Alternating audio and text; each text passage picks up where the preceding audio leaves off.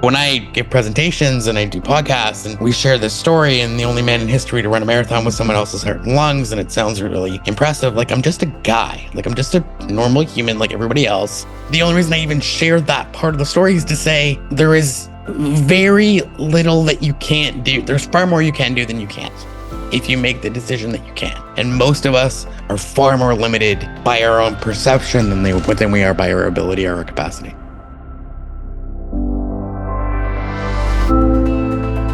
Hi, I'm Blake Schofield, founder and CEO of The Bridge to Fulfillment. Mom to 3, USA Today top 10 professional coach, and former corporate executive who got tired of sacrificing my life for a comfortable paycheck.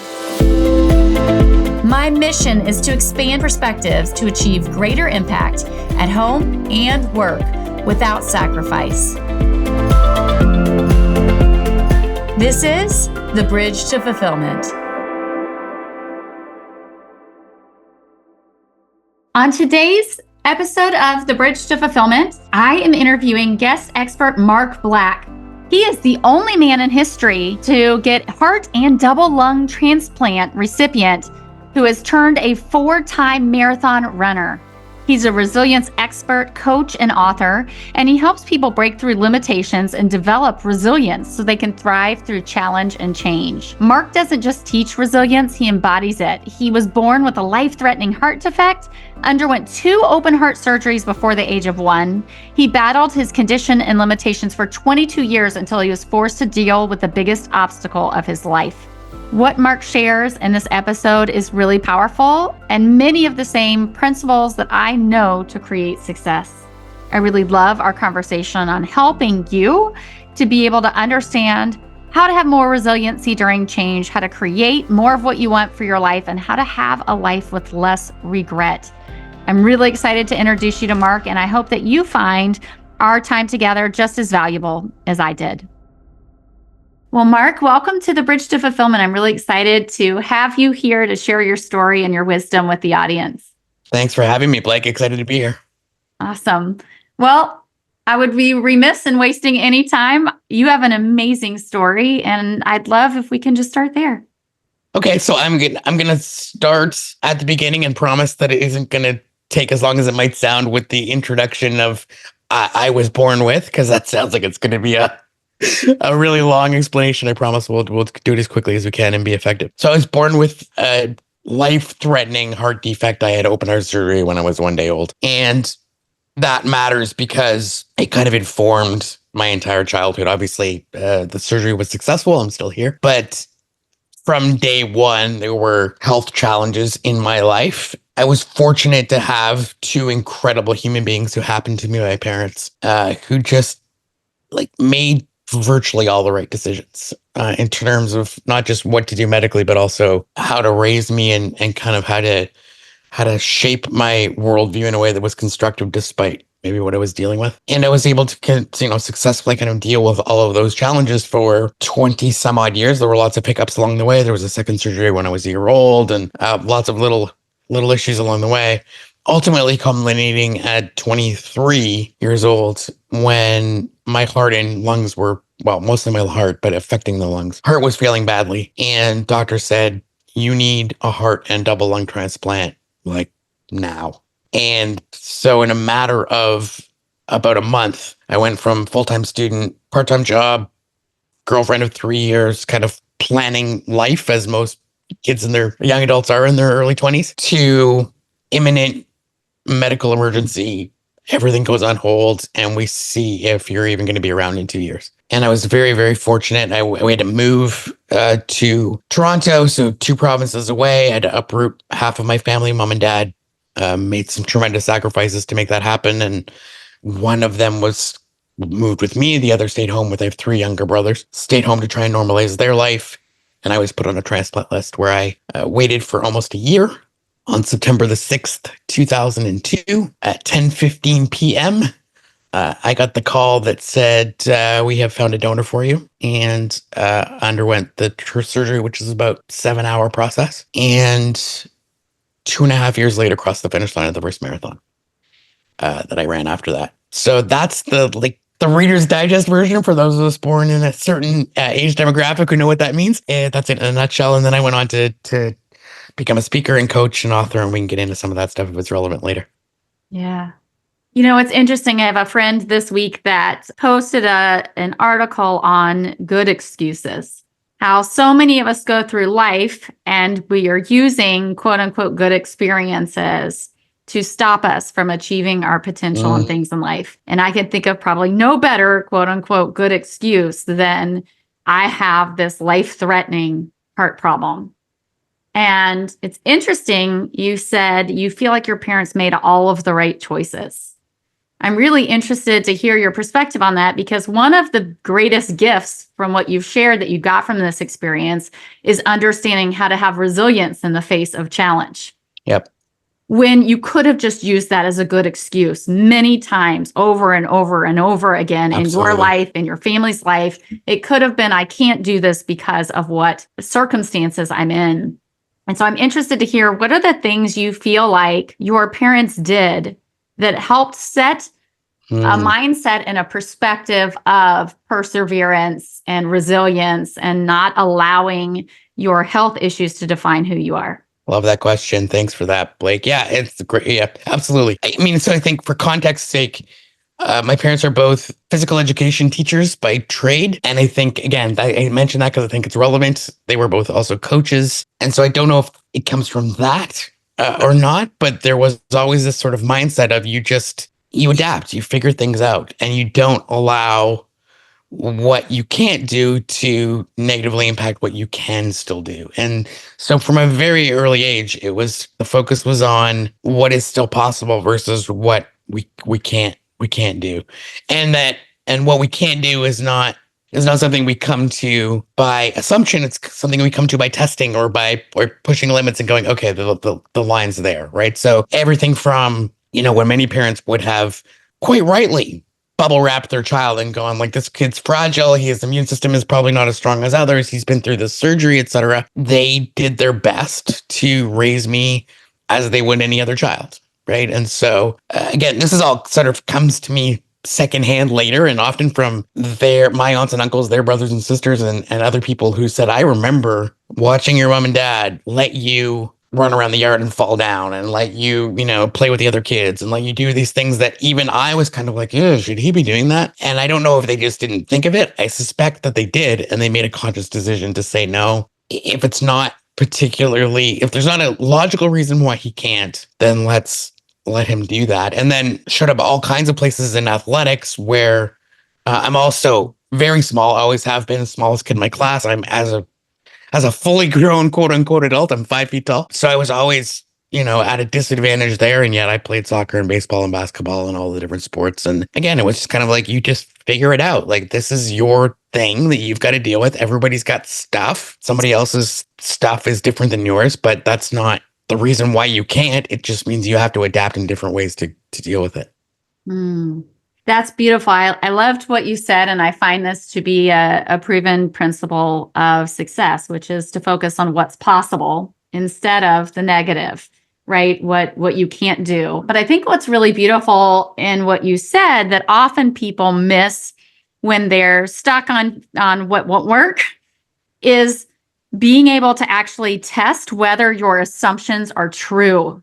I see most people don't achieve the happiness, fulfillment, joy, peace of mind, balance that they want for their life because of the things that they believe are true that actually aren't. Right. How is somebody who's faced that what you can't do at the highest level, right? Because many of us get stuck on fears about what we can't do, but we don't actually have a life-threatening thing on the other side of that like you have. How did you learn how to test and push your limits when you were up against such a survival-based belief system, probably surrounded, to your point, by a lot of people who feared, like, is it okay for Mark to be doing that? Should we really let him do X, Y, or Z? Right. Well, I think, to your point, I think it goes back to doing it when the stakes are lower, right? in a safer environment. So it's one thing to say, okay, can we let them sprint down a soccer field? That's a quote unquote higher risk thing for a kid with a heart condition to do. And yet it's still relatively safe based on I'm regularly followed by a cardiologist. Like we know what's going on. It's like there's hidden conditions that we don't know about versus, some of the higher stakes things later on as things got more critical. And then frankly, post-transplant, I often say a transplant is not a treatment.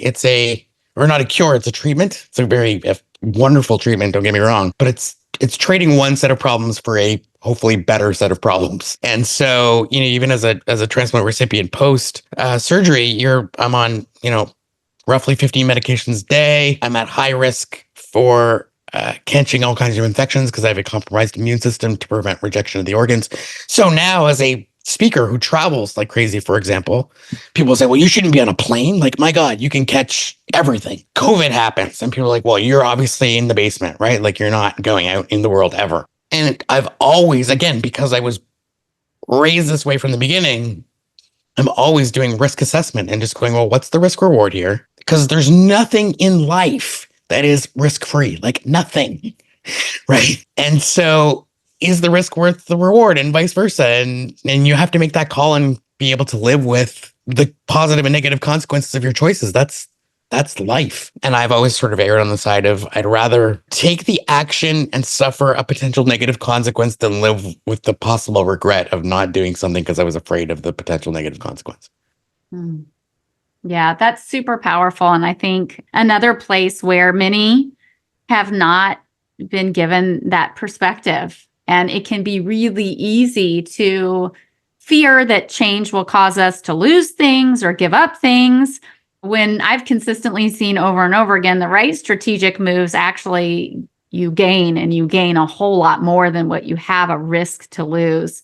And so I think that's really powerful, again, because in your story, you have a higher risk than most people. And yet you're surrounded by people telling you what you're doing is really risky. You shouldn't do it.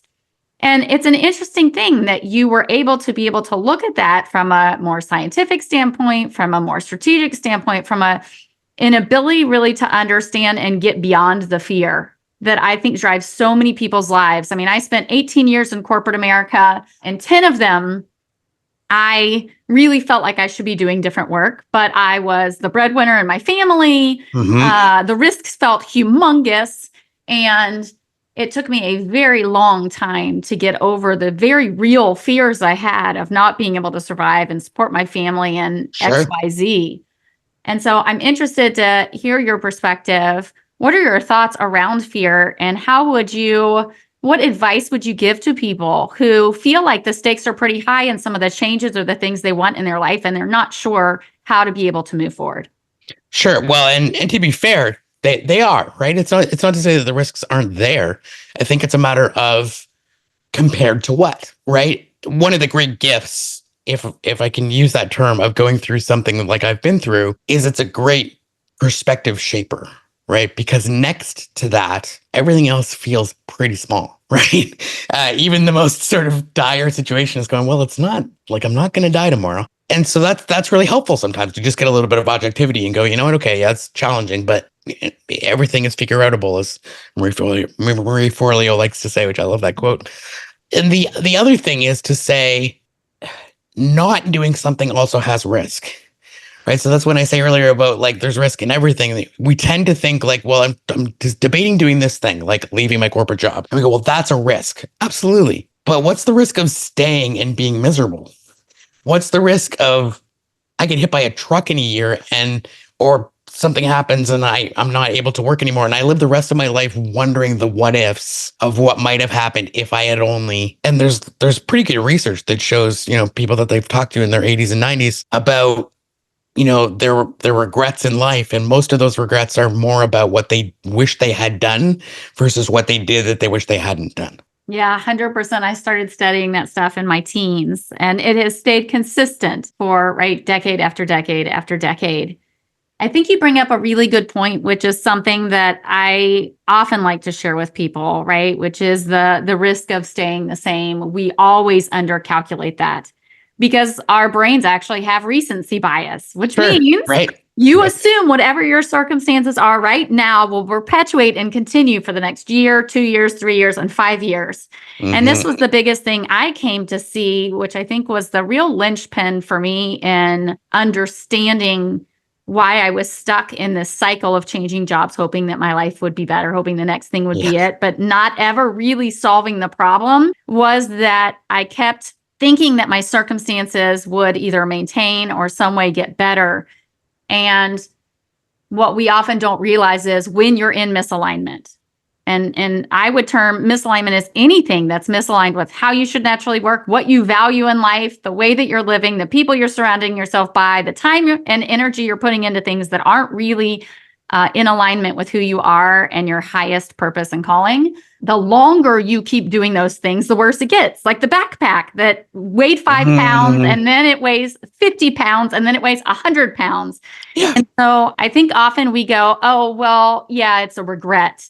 I'll regret staying. But what I often see is that the cost actually is massive decrease in health, a lot of things that create huge health problems, emotional problems, costs to our family and friends in ways we don't see, a lot of anger and guilt and shame and frustration that really impact our ability to live a happy life and what we want. And then when you finally do hit the breakdown moment, because it happens to everyone, if you don't eventually make that change, when you do make that change, you realize the cost that you didn't see before. So I'd always challenge people, if you're in this situation and unsure what to do, I think, Mark, your perspective on, what is possible. And also when you look at what is the cost of staying the same, that you really spend more time to understand what that really is. Because if it is like, I don't have balance because I can't be present with my kids and I'm exhausted and I have Sunday scaries and I'm not really present with my kids, I can promise you that the cost is far deeper than that. You're probably just not even really seeing where are the ways that your child might need you to show up that you can't even see because you're too exhausted and they won't even ask you, right? And 10 or 15 years down the road, when your kid's having problems with drugs or alcohol or relationship problems, it's a direct relate back to the fact that they had a parent who they didn't feel like they could really have support them because they were too stressed or too anxious or not available. Like there really are far deeper levels of things that sometimes we struggle to see because we don't want to admit that where we are maybe isn't where we really want to be. But what I find is when you can really be honest with yourself about that, and you can really say, yes, I deserve to make a change. Yes, what I'm doing isn't getting me where I want to go. That's where the power really lies. Absolutely. And the opportunity cost, right? The lost time of delaying those actions that you want to take. Again, when you go through something like I've been through, and anybody who's been through a life-threatening thing will tell you this, you have a greater appreciation for the fact that time is finite. I mean, even if we get to live 100 years, it goes fast. And so you put off doing something for 10, 15 years, that's 10 or 15 years that you could have been enjoying the fruits of that you've missed. And then you talk about parenting. I mean, we have 3 kids. I'm also always cognizant of what am I modeling, right? What am I showing my kids that a career should look like? What am I showing them that adult life should look like? Do I want to show them that being an adult means slogging my way through something that I hate so that I can pay bills because that's what adulthood is? Or do I want to show them that, valuing my own thriving is important because that's going to make me a better human, which makes me a better parent, which helps them, etc. Yeah, I think that's beautiful. I've spent a lot of time studying and learning about how our early childhood experiences really form who we are as people. And most people are completely unaware that like 95% of their decision making is subconscious and emotional and based on the old patterns and belief systems that we learned growing up. And so it's a beautiful thing to be able to see how your parents modeled this view for you in life and how that enabled you to be set up. I would say, I was looking at some of this recently, that some of our most challenging childhood experiences then form, like I said, who we become as an adult. I spent 18 years in corporate America, and I was about, I think, 8 or 10 years in when I remember thinking to myself, after working 7 years at 70 hours a week, I had 2 young children. At the time, my daughter was about 2, and my son was just under 4. And I Mm. remember thinking, I can't keep doing this or I'm going to have a heart attack before I'm 50. And Yeah. it was that moment when I realized I was literally repeating the exact same things I watched my mother do in her career Mm. that caused me to make my very first cross-country move, in the hope that I could leverage the things about my career I was passionate about without working myself to death, right? Without Right. repeating that same pattern. And I look back at that move when I moved to Minneapolis and go work for Target in 2010 as sort of the beginning of such an amazing journey in finding myself, understanding my value, and starting to rewire the belief systems that I had been formed with that were causing me to repeat things that I didn't want my children to learn. And so when you talk about wanting to be an example for your kids, for me, I wanted to be a great example of how you could be a mom that was very successful and also had a balanced life. Mhm. But and I would say most of the people when I was in corporate looked at me as an example to do that. I was a director level. I had 3 kids. I was very successful in my career. And yet behind the scenes, I felt like constantly burned out and exhausted. I had a Right. lot of mom guilt of not being there for my kids in the way I wanted to be. And I was constantly trying to juggle all of those things. And today I can tell you, having done the work that I've done and how much different my life is, that I can now see the places where, despite all of the things I did to create the best example possible for my kids, I set examples that I don't believe in and I wouldn't want them to live now. And Mm. so becoming an entrepreneur in 2017, I started to shift that perspective for my kids because I grew up, I think like many in Generation X, believing that you had to sacrifice, that work had to be like, especially if you had a high powered job, Sure. that you have to sacrifice time or you have to sacrifice your family in order to do that. Yep. And there are so many ways of which I was teaching my kids that, which I now know are completely false, totally untrue, and were really unhealthy. But I had no model or example to understand that. Mhm. And so I would just share with people, if my experience resonates with you, I want you to understand when we talk about the cost of staying the same versus the cost of what you miss, like you probably don't even know the amount of possibility and opportunity for your life. And the sooner you actually take action to get support or help from somebody who knows how to do this, who grew up with a different perspective or has learned the hard lessons you haven't learned yet, Yeah. the faster you actually can begin to create that change in your life. It's so incredibly powerful. And then you can reduce the level of regret. You can create that level of happiness now. You can turn around the health effects that you're having that are moving you in the wrong direction. All of those things can happen and they can happen quickly, right? When we just accept where we are today, is it where we want to be? And we learn how to find a new way forward that's better. I know 100%. 100%. I mean, as much as you rightly point out the gift that my parents gave me by the upbringing that I had, that doesn't, and not everybody gets that. We always have the power of choice, right? That direction can always change. And so, if you weren't fortunate enough to have that story, that doesn't mean you don't get to write the new story, right? Every day is a new opportunity to do that. And the best time to do it was yesterday, and the next best time to do it is now. I love it. What, Mark, do you think if somebody had to ask you and had 5 minutes to hear what you would say is the most important message that you could share based on your life and your perspective, what would that be? Wow. You are resilient, more resilient than you know, that you have it all already inside you. So my book is all about not let me teach you stuff so much as let me help you discover things that are already there. Let me show you how you are already doing these things. You're just not cognizantly aware of it.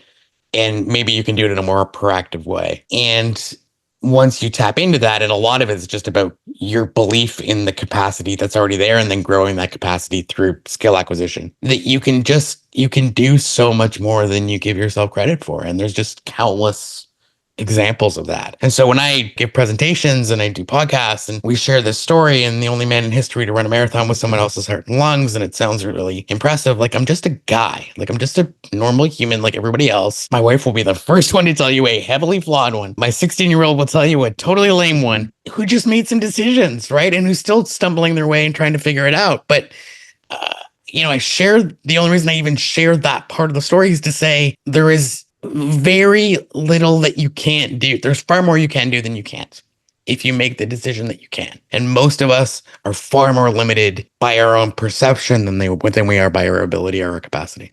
Can you just repeat that last sentence one more time? Most of us are far more limited by our perception than we are by our ability or our capacity. You might need to learn a new skill. All right. Might need to up level some of your training, but to say you can't do something is almost always not true. I mean, obviously I'm not everything is possible. No, sure. There's a few things that are not possible. And there are lots of things that are unlikely, but given the right circumstances and the right level of effort and the resources, et cetera, if you want it bad enough, there's a whole lot that you're capable of doing. Thank you for that. I think that is the heart of the message that I believe is so important for people to understand. We live in a society that focuses on limitations. We live in a society that focuses on fear and tells you that you can't achieve unless XYZ. We live in a society that defines what success is quote unquote supposed to look like. And then when you achieve those things and you don't feel happy, right? You're either told, well, like you should be happy, you should be grateful, or, something's wrong with you for wanting something different. And I think it's about time that people really begin to understand that they truly do have the power to create whatever they want in their life, that anything in your life that is not bringing you joy, that does not give you energy, that does not feel like you're living the life that you want, you can change. And that's a bold claim, but I have known it to be true. It's absolutely true. And also, I share this with people all the time. You don't want to be the person whose gravestone says, here lies someone who was about to do the stuff they wanted to do. So many people are living their life for some day, some magic day when the stars align and everything is perfect. And then I'm going to do XYZ. The kids get out of the house, or we retire and have money to take the trip, or like whatever that thing is that you're waiting to happen so I can be happy when. And again, you just alluded to it. That day will never come, right? So just start. Just get doing it. And what I have found is, I talk about goal setting and things, and I think that's important. But at the same time, to me, it's way less about goals are important, but not because of what they help you to achieve, but because of who they help you to become as you try to achieve them. You grow and learn and evolve and discover parts of yourself that you will never find if you're just trying to stay where you are and preserve what's going on. That's so powerful. I know that to be true. When I finally left corporate and said, I'm tired of sacrificing my life for this paycheck, right? I'm not going to do it anymore, and became an entrepreneur, I came very quickly to understand that entrepreneurship was a personal development journey. Yeah. And because you are either your best cheerleader or your worst enemy every single day. And you're faced with really being able to have the opportunity to redefine who you are and how you see yourself and how the world sees you. And through that process, I came to really understand that I had spent my whole life looking externally for when I would be happy, when I had that next promotion, when I had the beautiful house, when I finally achieved these things. And I had been chasing those things and had been very successful doing them. And they never got me really what I wanted. And so I think being able to help people understand that really life is about that personal inner growth. It's about developing the strength and the resiliency. It's about understanding who you are and what you really want. And it's about learning how to use your natural skills, talents, natural way of working to create that reality and that life that you want. And we all have it in us. We all have it in us. Every one of us is worthy enough. Every one of us is capable enough to do it. And when we don't feel that we are, that is a great opportunity to be able to partner with somebody to help us see what we can't see in ourselves, or help us learn how to create those skills or shift things. But over and over and over again, it's our brain and the limitations our brain has that keep us stuck and make us believe that we aren't worthy or aren't capable, or that's possible for other people and not possible for us. And I think, again, how you grow up, what you experience informs that a lot. And I think it's a beauty to be able to see your parents never instilled you with that. Your parents instilled you with you're capable of anything that you want. Here's how to think about making choices. Here's how to think about risk.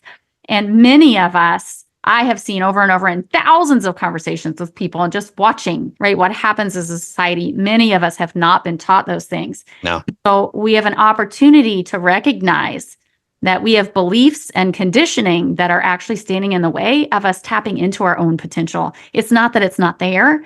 We sometimes just need some help to be able to clear the windshield and get that stuff out of the way with someone who can help us find our own path forward. Yeah, amen. Yeah, it's that to me. That's the greatest value of coaching. You know, I know that you work in that world. I work in that world as well, and I'll have clients kind of say to me, "Well, you know, they're not sure what's the value here, and are you going to, you know, is this therapy? Are you going to tell me what to do?" And I said, the biggest value that I'm going to give you is an outside third-party perspective that's going to shine a mirror up and remind you of what you're capable of, number one. Two, not allow you to make excuses for why you're not doing what you know you're already capable. Because that's the other thing. People at some level, I believe most of us know all of this stuff. We know that we're capable of more. We know that we want more. We just maybe don't want to look at that because it's easier in the moment to say, "Oh, I don't really want that. Like it's fine. I'm good." Because we know that to get what we say we want means some change, and the change is uncomfortable. But you know, change is going to happen one way or the other. And I'd rather it be change that I'm embracing proactively than change I'm being forced to endure because of a consequence of the choice I didn't embrace sooner. That's really powerful. The choice of deciding to go with that change and make that change what you want it to be versus suffering the consequence of trying to stop the change from happening. It's going to happen anyway. I think that's so powerful. So, I mean, one of the things in the book, I talk about this process for resilience, and I talk a lot about adaptability is one of the core principles. And you look at the changed management curve that many people would be familiar with. And what it shows you is that by the end of the curve, everybody changes, right? It's like, we're all going to do it. Some people are going to be early adopters. Most people are going to be somewhere in the middle. And then there's going to be the stragglers at the end. We're all going to do it. Who's at the advantage? The people who are at the front end and who embrace the challenge early, or the people who drag their feet and have to be dragged across the finish line? Well, we all know the answer to that. So where do you want to be, right? So, and especially today, change is not going away. It's getting faster and it's getting more dramatic. And so you're either going to be at the front of the curve where you get to take more advantage of it, or you're going to be one of those people who says, you know, like 20 years ago, I'm never going to have one of these smartphone things because they're silly. You don't have to like it. You just have to recognize that it's happening and decide where you want to be on that curve. That's so powerful. And I think that's true in trends, that's true in business, and that's also true in personal development and life. When we are in relationships that are not healthy or not going anywhere, they will continue to progressively get worse. When we're in careers that are not healthy or not alignment, they will progressively get worse. These are the things that, to your point, change will happen. And if you have clung and held on to and ignored and not dealt with, the consequences of that are far worse than learning how to adapt. One of the reasons I see people really struggle with this is a belief system. And I'm interested to hear your perspective, you coaching and what you hear. But one of the first things I had to overcome in my journey was my belief system around change.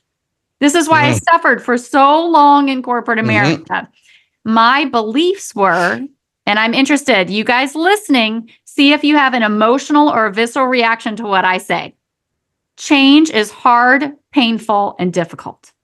That is what I believed. And as a result of that belief system, I created a life that was hard, painful, and difficult.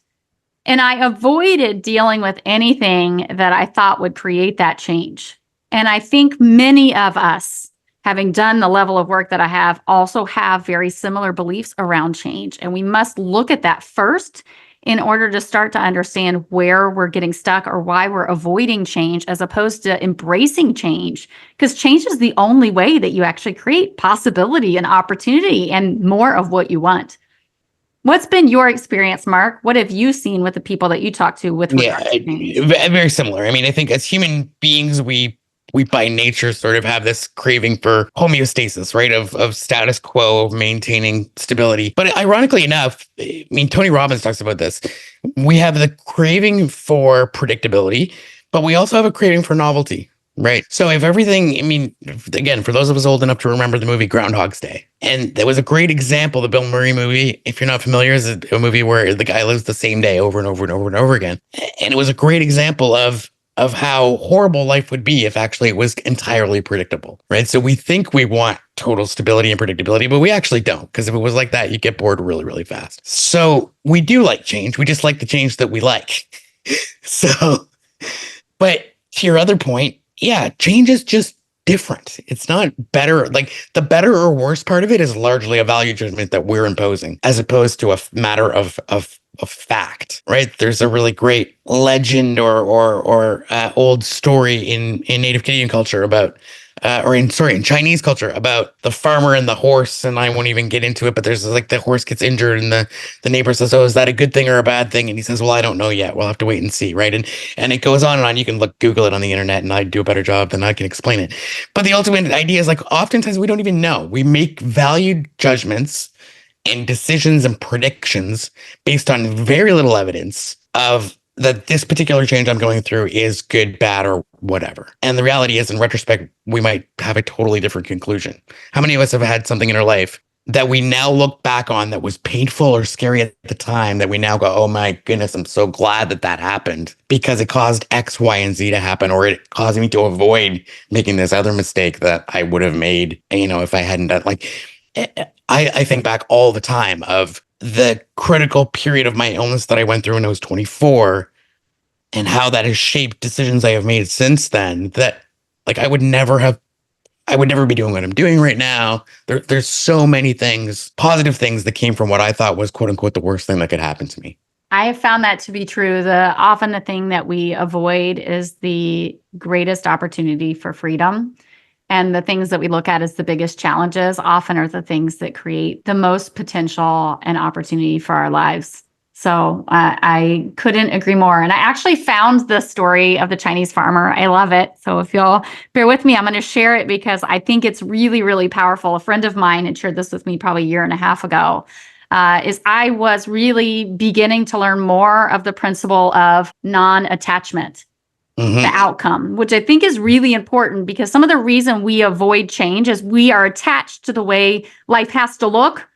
And therefore, if it doesn't look exactly like that thing, then we're not sure we want to proceed because we don't actually understand that by learning how to be not attached to the outcome, we can actually get far better outcomes. So here's the story of the Chinese farmer. Once upon a time, there was a Chinese farmer whose horse ran away. That evening, all his neighbors came around to commiserate. They said, "We are so sorry to hear your horse has run away. This is most unfortunate." And the farmer said, "Maybe." The next day, the horse came back bringing 7 wild horses with it. And in the evening, everyone came back and said, "Oh, isn't that lucky? What a great turn of events. You now have 8 horses." The farmer again said, "Maybe." The following day, his son tried to break one of the horses, and while riding it, he was thrown and broke his leg. The neighbors then said, "Oh dear, that's too bad." And the farmer responded, "Maybe." The next day, the conscription officers came around to conscript people into the army, and they rejected his son because he had a broken leg. Again, all the neighbors came around and said, "Isn't that great?" And again, he said, "Maybe." Such a beautiful example of how we take moments or experiences in our lives and we assign good or bad, what the outcome should look like. And as a result of that, we aren't really fully present in allowing life to unfold and really beginning to understand that our view is so limited about what's actually possible for us. And in any one of those circumstances, if you look at it, right, the horse originally somebody could have been devastated about that and decided it's the most horrible thing. And then life and the trajectory of life looks very different. Or on the flip side, now you've got 7 horses. Oh, look at all this abundance I have. I'm going to spend all this money and do all these things, right? In life, we are reacting so quickly based on how we assume things are good or bad or what they actually mean. And as a result of not allowing things to show up, I think we often create so much chaos in our life and so much pain and suffering that is completely unnecessary. If we would Mm-hmm. just learn how to let go of some of the desire that we have to control, and we're not really able to control anything anyway, and learn how to flow more with what is showing up and not have to assign it as good or bad, but just accept reality as how it is and then make the next best decision.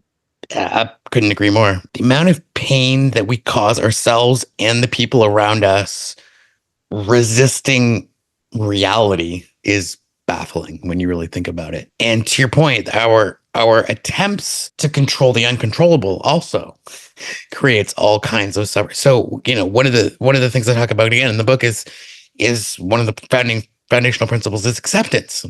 Or adaptation, we talk about accepting the things we can't control so that we can control the things we can. And when I sat in the hospital, I was in the hospital for 6 months while I waited for the transplant.